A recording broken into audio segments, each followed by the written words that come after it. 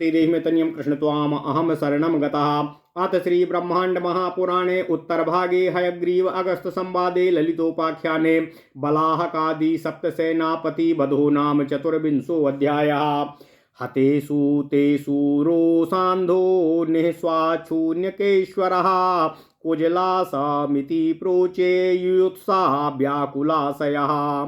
भद्रसेनापते समाकं भद्रं समुपागतम् अकरङ्काद्याश्चमूनाथाः कन्दलाद्भुज विक्रमाः। सर्पिणी मायया सर्वगीर्वाणमदभञ्जना सर्पिणी मायया सर्वगीर्वाणमदभञ्जना पापी यस्या तया गूढो मायया विनिपातिताः। बलाहक प्रभृतयः सप्त ये सैनिकाधिपाः तानुदग्र भुजा सत्त्वान् प्राहिणु प्रवेधनं प्रति त्रिशतं चाक्षौहिणीनां प्रस्थापये सहैव ते मर्दयित्वा ललिता सैन्यं मायापरायणाः। अये विजयमाहार्यं सम्प्राप्स्यन्ति ममान्तिकम् अकीकसागरभो सञ्जातास्ते प्रचण्ड पराक्रमाः। बलाहको मुखा सप्तो भ्रातरो जैना सदा तेषामवश्यं विजयो भविष्यति रणाङ्गणे। इति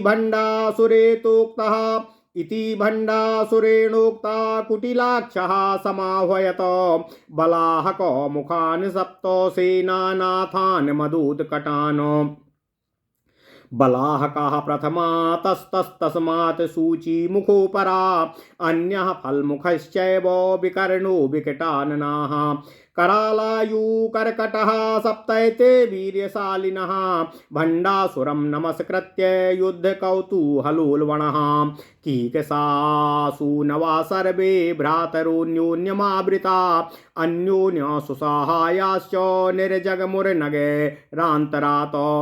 त्रिशताक्षौहिणी सेनान्योन्वागमस्तदा उल्लिखन्ति केतुजालैरम्बरे घनमण्डलम्। घोरसङ्ग्रामिणी पादाघातैर्मर्दितभूतला पिबन्ति धूलिका जालैर्शेषानपि सागरान्। भेरिः निशाणतं पोट्टपणवानकनिश्वने नभो गुणमयं विश्वमादधाना पदे पदे। त्रिशताक्षौहिणी सेनां तां गृहीत्वा मदोद्धता अप्रवेष्टुमिव विश्वस्मिन् कैकसेया प्रतस्थिरेः। धृतरोषारुणा सूर्यमण्डलोदीप्तकङ्कटाः उद्दीप्तशस्त्रभरणाश्चेल्लुर्दीप्तोर्ध्वकेशिनः।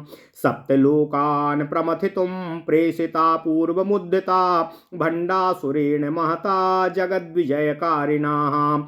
सप्तलोको विमर्देन तेन दृष्ट्वा महाबला प्रेषिता ललिता सैन्यं जेतुकामेन दुर्धियाः। ते पतन्तो रणतलमुच्चलक्षत्रपाणयाः शक्तिसेनामभिमुखम् असक्रोधमभिदुद्रुवुः। मुहुः किलकिलारावैर्घोषयन्तो दिशो दशः देव्यास्तु सैनिकं यत्र तत्र ते जगमुरुद्धताः। सैन्यं च ललिता देव्या सन्नद्धं शास्त्रभीषणम् अभ्यमीत्रीणमभवद्वाद्वन्द्वभ्रकुटी निष्ठुरम्।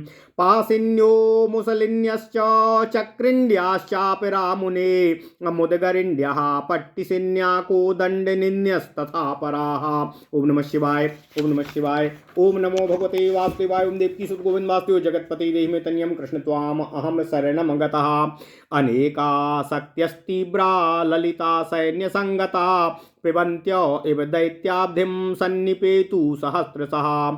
आयातायात हे दुष्टा पापिन्यो वनिताधमा माया परिग्रहैर्दूरं मोहयन्त्यो जडाशयान्। नेष्यामो भवतीरद्य प्रेतनाथो निकेतनम् अस्वासद्भुज भज श्वासदभुजंग संकाशैर्बाणैरत्यंत भीषण इति शक्तिर्भत्सयन्तो दानवाश्चग्रुरावहम् अकाचिच्चाच छेदम दैत्येन्द्रम कंठे पट्टीस पातनातो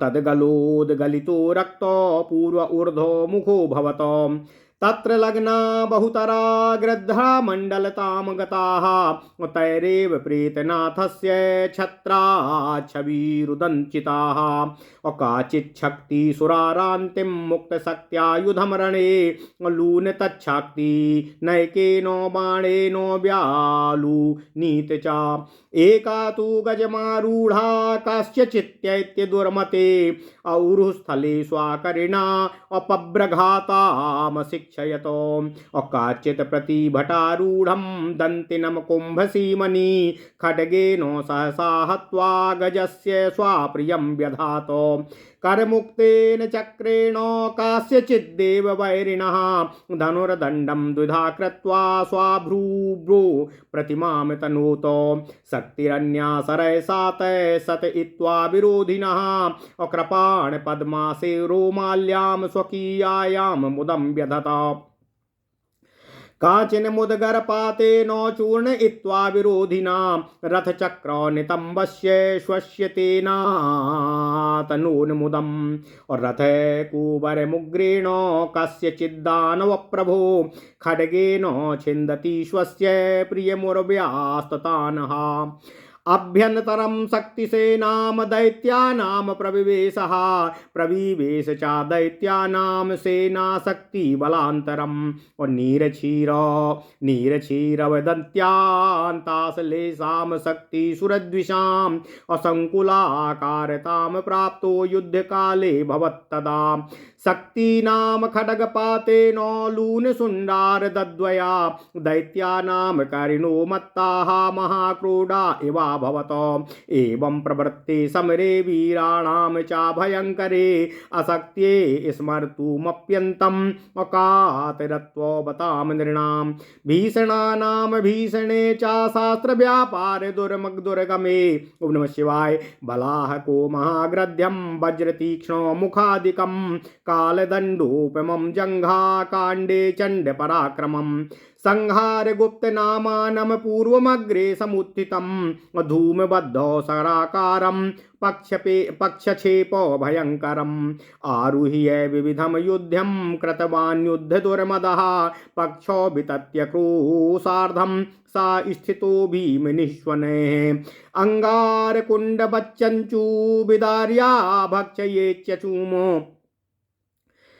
विदार्या भक्षयेच्चमूमो असंहार गुप्तं सा महाग्रध्र क्रूर विलोचना अबलाहको मुवाजोच्चैराकृष्टो धनुसमरणे बलाहको बपुर्धन्वन् ग्रद्धभ्रष्ट कृतस्थिति असपक्ष कूटशैलस्थो बलाहको इवाभवत सूचीमुखश्च दैत्येन्द्रः सूचीनिष्ठुरपक्षतिम् अकाकवाहनमारुह्य कठिनं समरं व्यधा मत्त्यपर्वत शृङ्गाभश्चञ्चूदण्डं समुद्वहन् कालदण्ड प्रमाणेनो जङ्घाकाण्डेन भीषणा ओम नमः शिवाय ओम नमः शिवाय ओम नमो भगवते वासुदेवाय ओम देवकी सुत गोविंद वासुदेव जगत्पते देहि मे तन्यं कृष्ण त्वाम अहम शरणं गतः पुष्कलावर्त कसमा जम्बाला साद्रसद्युति पुष्पकालवर्त कमसा पुष्पकालवर्त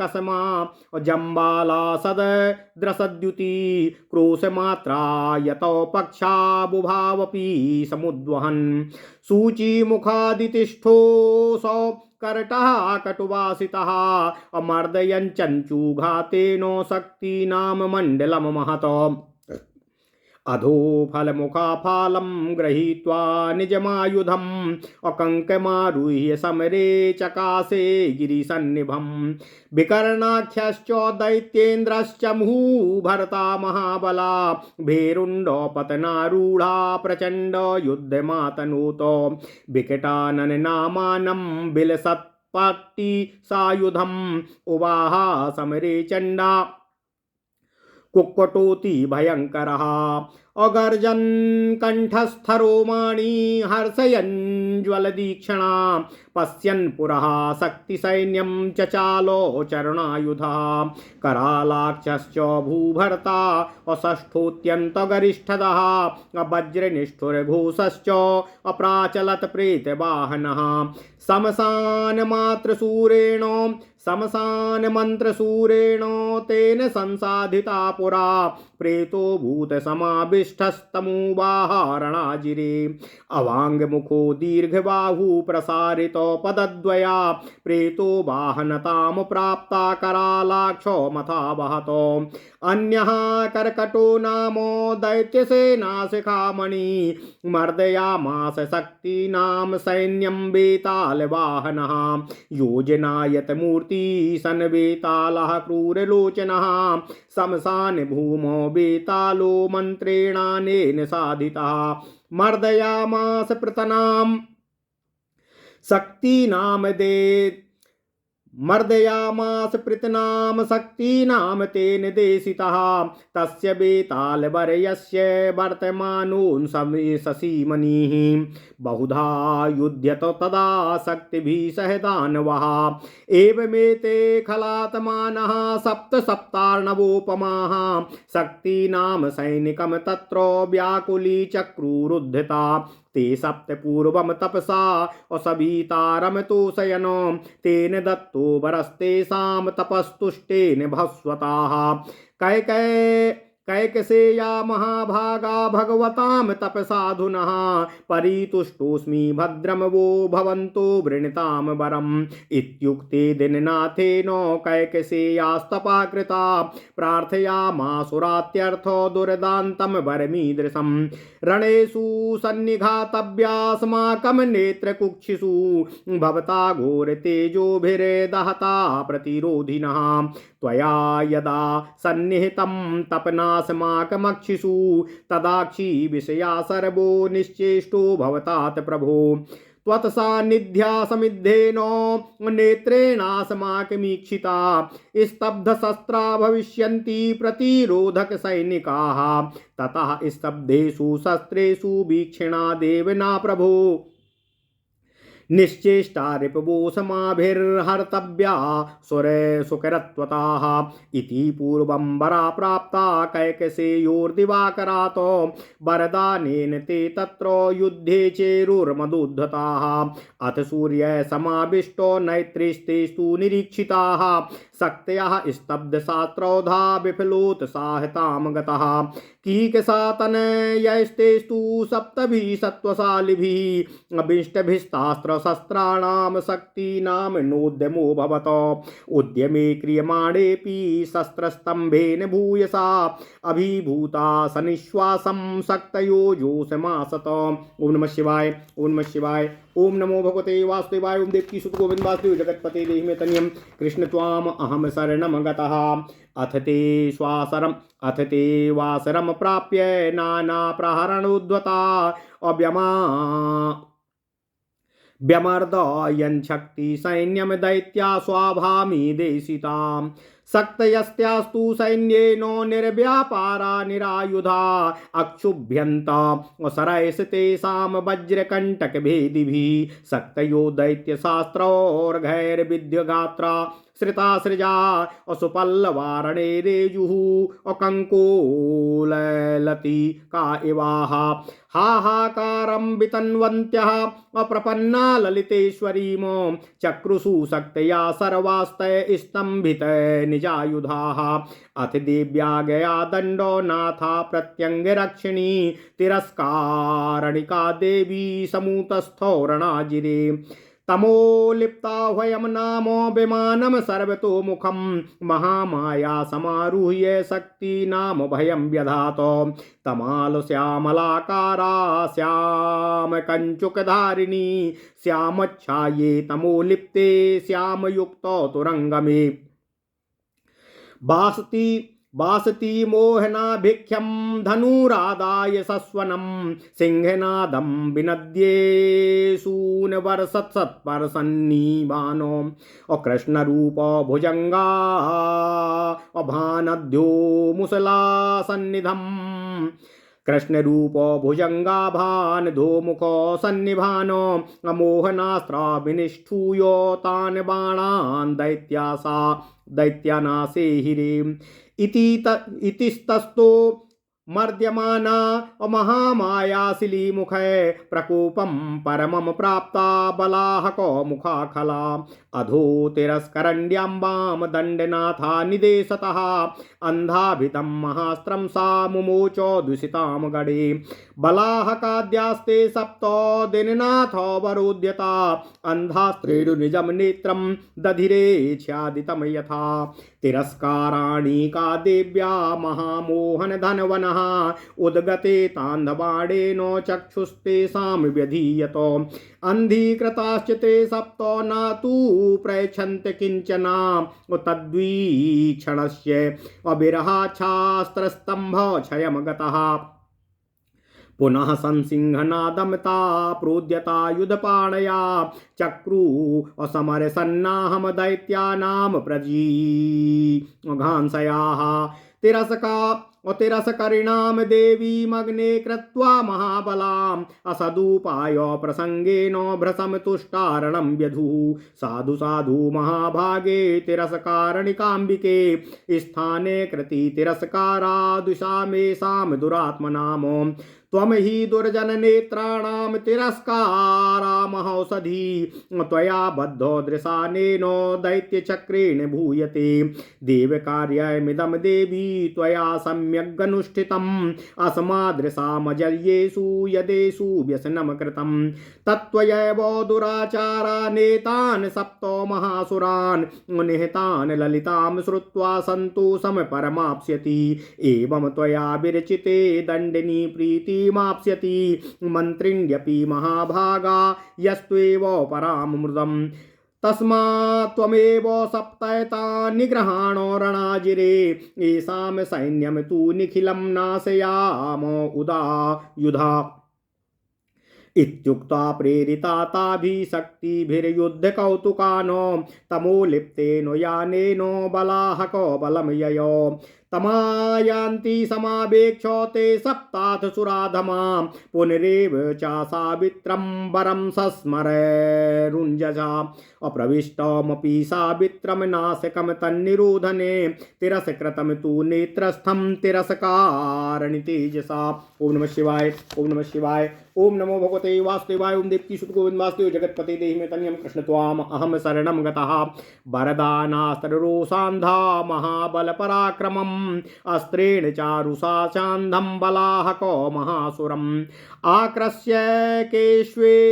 आक्रस्य केशेष्वसिना चकर्ता तर्धिदेवताः तस्य वाहन ग्रध्यस्य लुलाना पत्रिणा शिरा सूचीमुखस्याभिमुखं तिरस्कारणिका व्रजतो तस्य पट्टिसपातेन विलूय कठिनं शिरा अन्येषामपि पञ्चानां पञ्चत्वमकरोच्छने तय सप्त दैत्यमुण्डैश्च ग्रथितान्योन्य केशकैः हारदामो गले कृत्वा ननादान्तार्धि देवता समस्तमपि तत्सैन्यं शक्तया क्रोधमूर्छिता हत्वा तद्रक्तसलिलैर्ब्रह्मी प्रावाहयन्नदी तत्राश्चर्यमवद्भूरि महामायाम्बिकाकृतं बलाहकादिसेनान्यां दृष्टिरोधनवैभवात् हतशिष्टा कतिपया बहुवित्रा सलङ्कुला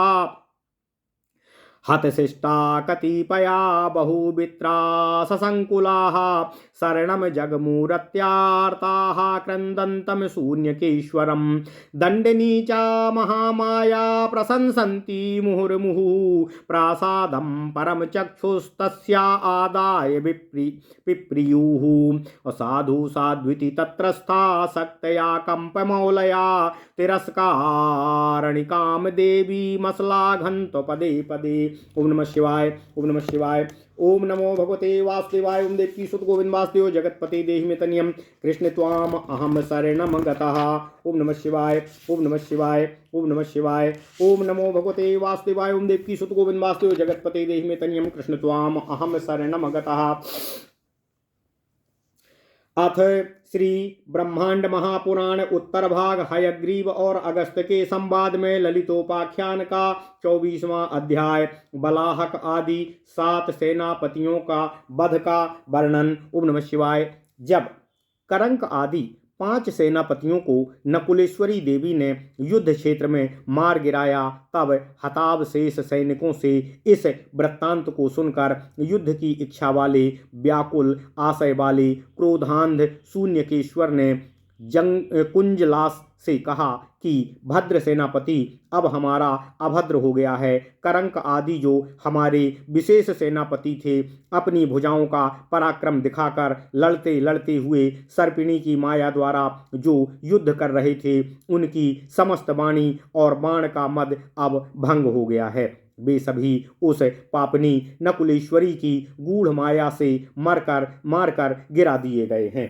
अब बलाहक आदि जो हमारे 7 प्रमुख सेनापति हैं, उन विशाल भुजाओं वाले सेनापतियों को महाराज भंड के पास भेजा जाए तथा 300 अक्षौहिणी सेना को उनके साथ कूच करने का आदेश दिया जाए। वे माया परायण सेनापति ललिता देवी की सेना का मर्दन करके विजय प्राप्त कर मेरे पास उसको लेकर आएंगे। वे प्रचंड पराक्रमी कैकसा के गर्भ से उत्पन्न हुए हैं। वे बलाहक मुख 7 भाई सदा ही जयी रहे हैं। समरांगण में उनकी विजय अवश्य ही होती है। इस प्रकार शून्यक ने कुटिलाक्ष से कहा और कुटिलाक्ष ने भंडासुर से कहा। तब भंडासुर ने कुटिलाक्ष को आदेश दिया।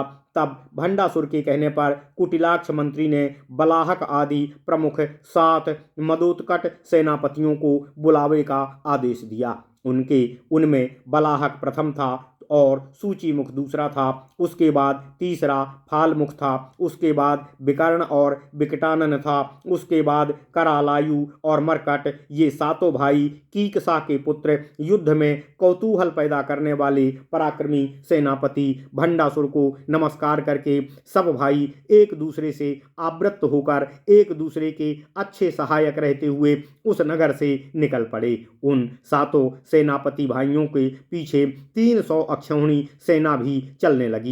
उस समय ध्वजा समूहों से आकाश में घन मंडल सा छा गया। ऐसा लगता था कि आकाश में घनघोर घटाएं घट रही हैं, उठ रही हैं। घोर संग्राम करने वाली सेना के पैरों के आघात से मर्दित पृथ्वी अपनी धूलियों से समस्त सागरों को पी रही थी, ऐसा प्रतीत हो रहा था। युद्ध भेरी की घोर ध्वनि, टम्पों, टप्पल, बानक ध्वनियों के आकाश से गुण वाला शब्द विश्व के पद पद पर होने लगा था। अर्थात समस्त विश्व में वह आकाशगत ध्वनि गुंजायमान हो रही थी।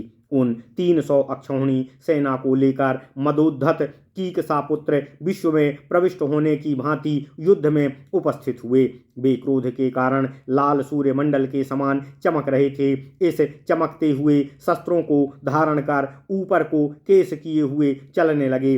पूर्व काल में ये 7 वीर भंडासुर द्वारा 7 लोगों को जीतने के लिए भेजे गए थे और भंडासुर ने इन 7 सेनापतियों द्वारा संसार पर विजय प्राप्त की थी, क्योंकि वे 7 वीर लोगों का मर्दन करने में सक्षम थे। इसलिए उस दुर्बुद्धि भंडासुर ने ललिता देवी की सेना को जीतने की इच्छा से इन महाबलियों को युद्ध क्षेत्र में भेजा था। उस समय वे 7 सेनापति रण क्षेत्र में रणतल को उछालते हुए हाथों में शस्त्र धारण कर शक्ति सेना के सम्मुख क्रोध सहित शक्ति सेना पर आक्रमण करने लगे।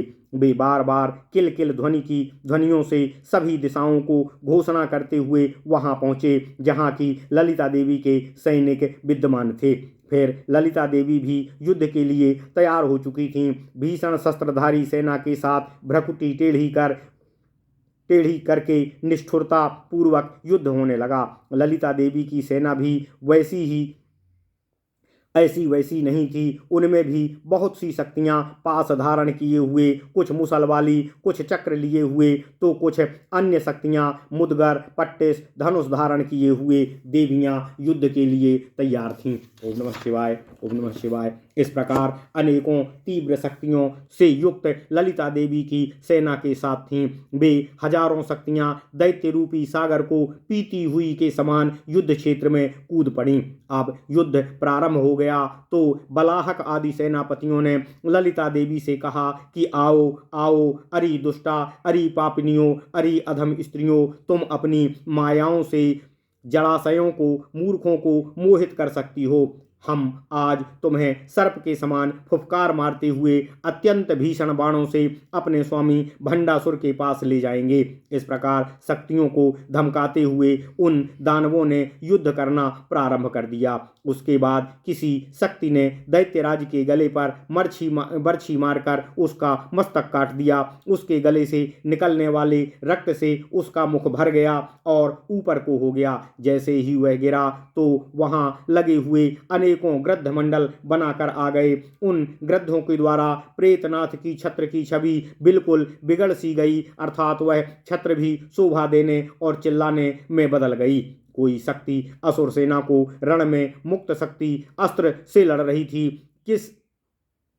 जिस आयुध को शक्ति ने एक बाण से काट दिया। एक शक्ति हाथी पर चढ़कर किसी दुर्बुद्धि दैत्य की छाती पर अपने हाथी के द्वारा बप्राघात कर रही थी, अर्थात जैसे हाथी अपने आगे वाले बढ़े हुए दांतों से पहाड़ को उखाड़ने की क्रिया करते हैं, उसी क्रिया द्वारा कुछ दैत्यों को शक्ति के हाथियों ने उठाकर फेंक दिया और कुचल दिया। कोई कोई योद्धा हाथी पर बैठकर तलवार से सहसा शत्रु को मारकर हाथी का अपना प्रिय कर रहा था। किसी किसी शक्ति ने हाथ से चलाए गए चक्र और किसी ने देव शत्रु के धनुष के दंड के दो टुकड़े कर अपनी भौहों को टेढ़ी कर अपना साहस प्रदर्शित किया।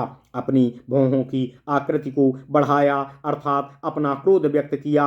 अन्य शक्ति ने तीव्र बाणों से विरोधी को मारकर अपनी रोमावली को आनंदित किया। किसी शक्ति ने मुदगर मारकर विरोधी को चूर्ण चूर्ण करके अपने रथ के पहिए के नितंब अर्थात कूल्हे से कुचलकर अपना आनंद अनुभव किया।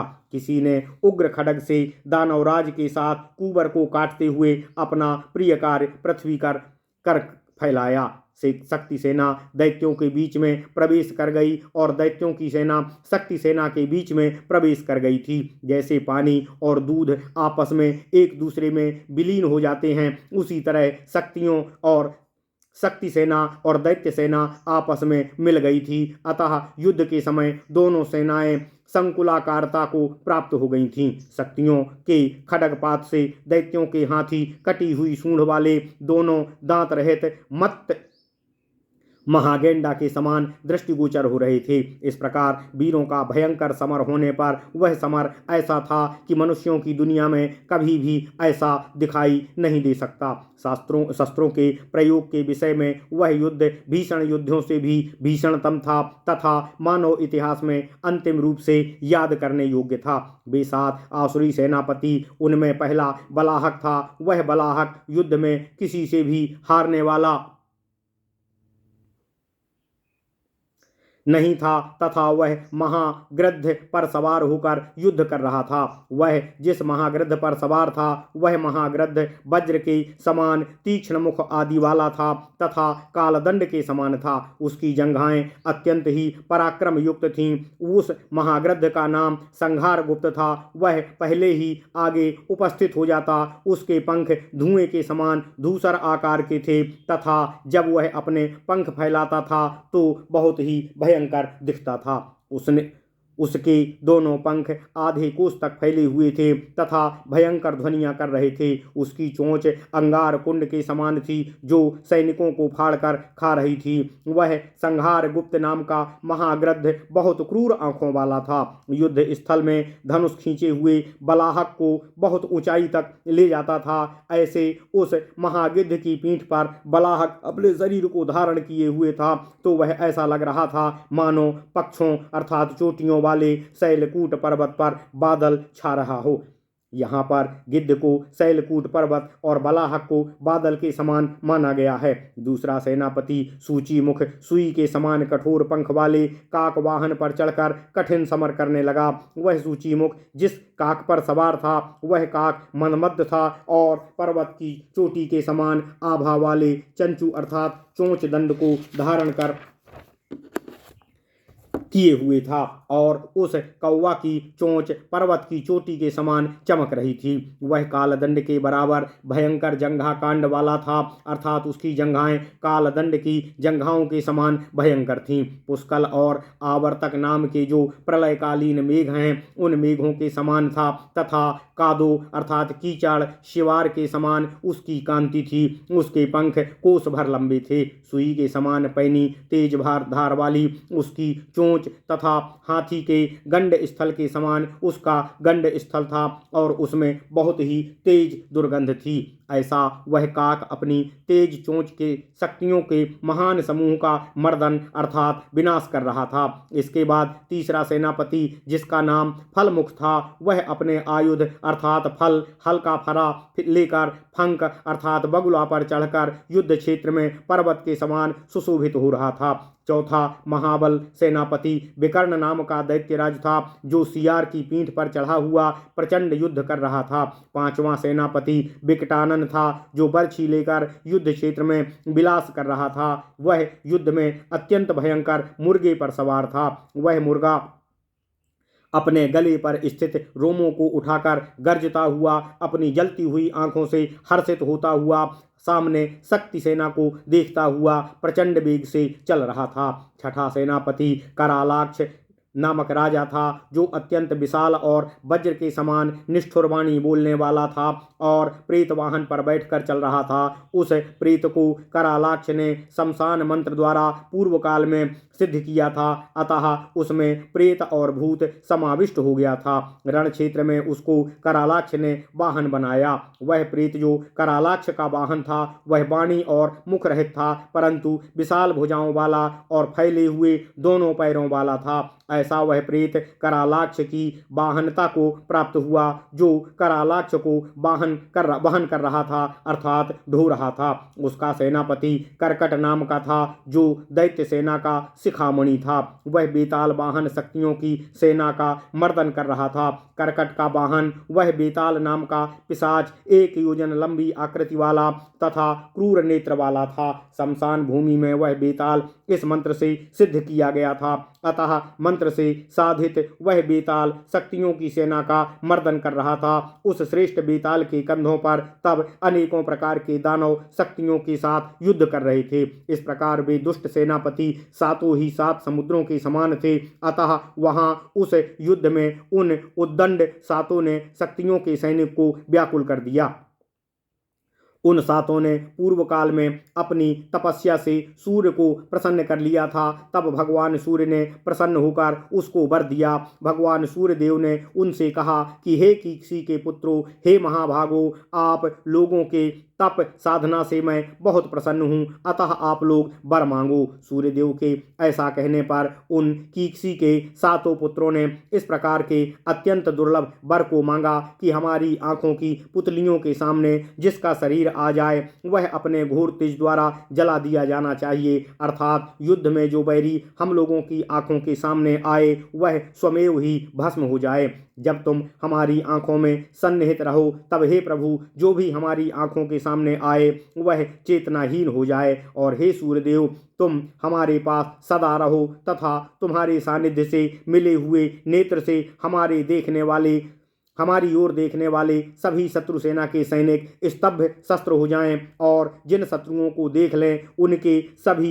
शस्त्र ना चलें, वे भी स्तब्ध हो जाएं। उसके बाद हे सूर्यदेव, जब उन शत्रुओं के शस्त्र स्तब्ध हो जाएं, वे चल ही ना सकें, तब हमको देखते ही शत्रु स्वयं हमारे आसानी से मारे जा सकें। इस प्रकार की किसी के सातों पुत्रों ने सूर्यदेव से उपर्युक्त प्रकार का वर प्राप्त किया था, इसलिए वे सब युद्ध में मदोद्धत होकर विचरण कर रहे थे। कीसी के उन पराक्रमी 7 पुत्रों द्वारा शक्तियों के अस्त्र शस्त्रों को विशेष रूप से स्तंभित कर दिया गया था, जिससे शक्तियां कुछ भी नहीं कर पा रही थीं। उनका कोई भी उद्यम चल नहीं रहा था। शक्तियों के उद्यम करने पर भी बार बार उनके शस्त्र स्तंभित हो जाने के कारण हार कर शक्तियां गहरी सांस लेकर शांत हो गईं। इसके बाद जब शक्तियों के अस्त्र शस्त्र स्तंभित हो गए, वे कुछ भी नहीं करने में असमर्थ हो गए, तब अवसर प्राप्त कर अनेकों प्रकार के प्रहार करने को तैयार दैत्यों ने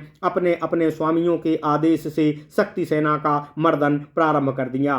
शक्तियां अपनी सैन्य शक्ति के कर्तव्यहीनता, अस्त्रहीनता को हो गईं तथा वे उन दैत्यों के सामने कुछ भी नहीं कर पा रही थीं। उन दैत्यों के वज्र के समान कवचों का भेदन करने वाले बाणों द्वारा शक्तियां क्षुब्ध हो गई थीं। दैत्यों के शस्त्रों से सब शक्तियां घायल होकर खून से लथपथ हो गईं तथा सभी शक्तियां कंकोल की लता के समान लाल रंग की हो गईं।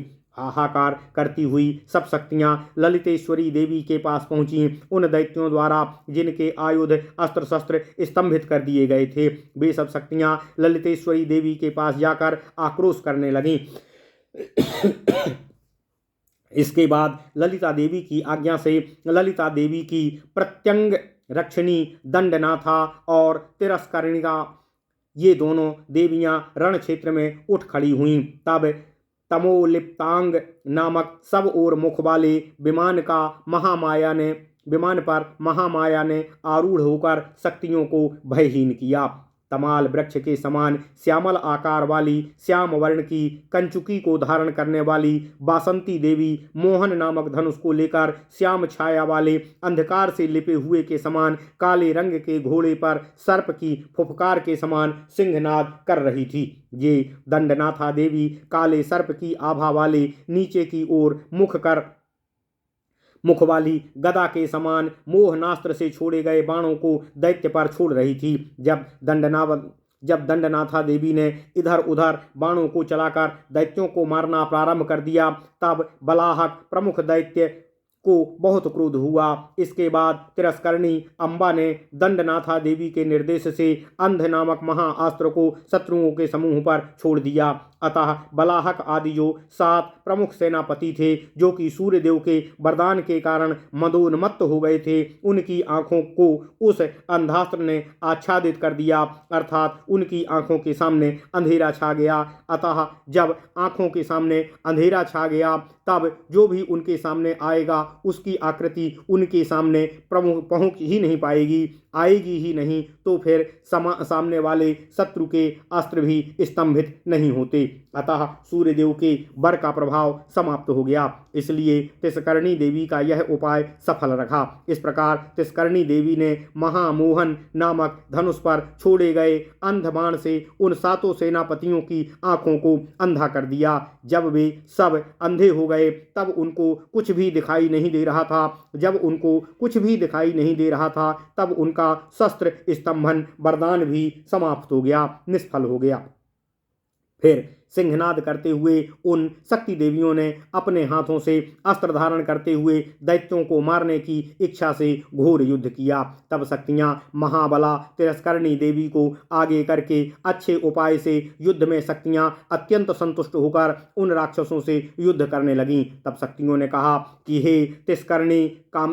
हे तिष्करणी काम्बिके, हे महाभागे, तुम्हें धन्यवाद है जो कि तुमने इन दुष्ट दैत्यों का इस स्थान पर तिरस्कार किया है। हे अम्बे, तुम इन दुष्ट दैत्यों के नेत्रों को अंधा बनाने वाली महाऔषधि हो। तुम्हारे द्वारा बांधे गए नेत्रों से ये सभी दुष्ट अंधे होकर चक्कर काट रहे हैं। हे देवी, तुमने ही देवों का यही कार्य किया है कि हम जैसे जो नहीं जीतने वाले थे उनको आपने विजय प्रदान करवाई है। सो हे देवी, तुम्हारे द्वारा इन दुराचारी महासुर 7 सेनापतियों को मारकर ललिता देवी परम संतोष को प्राप्त करेंगी। इस प्रकार तुम्हारे इस बनाई योजना से दंडिनी देवी भी प्रसन्न होंगी।